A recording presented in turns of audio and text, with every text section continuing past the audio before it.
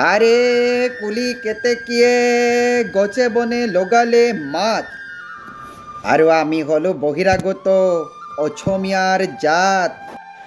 আৰে মইতো অসমীয়া হয়, মইতো খিলঞ্জীয়া হয়।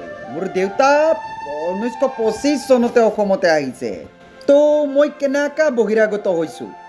আৰু এইবাৰ মোৰ চৰকাৰটোৱে টিকট দিছে আৰু মই ভাবিছোঁ এইবাৰ মই বিপুলভূত জকি যামেই। আৰু মই নিৰ্বাচনটো জিকি যোৱাৰ পাছত অসমতে বিহুটো আহিছে আৰু বিহুটো গাব লাগিব, বিহুটো গাম আমি।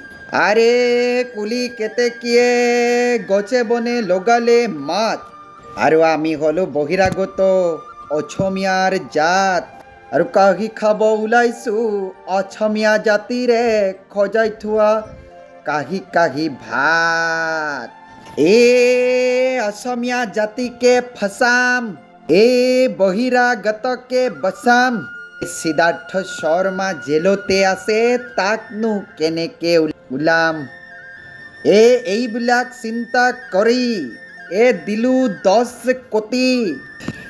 তাৰে পাছতে বিজেপি চৰকাৰে টিকট দি দিছে আমাকে। জানানে অসমীয়াই ভোট দি আমাকে জিকায়ো দিব নিৰ্বাচনতে। ৰজা আমাৰ, প্ৰজা আমাৰ, নেতা আমাৰ, জোতা আমাৰ,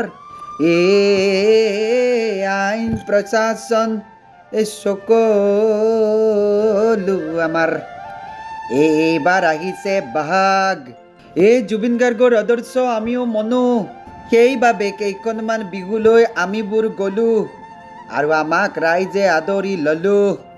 আৰু এইবাবে আমি অসমীয়া পগলা বুলি ভাবোঁ।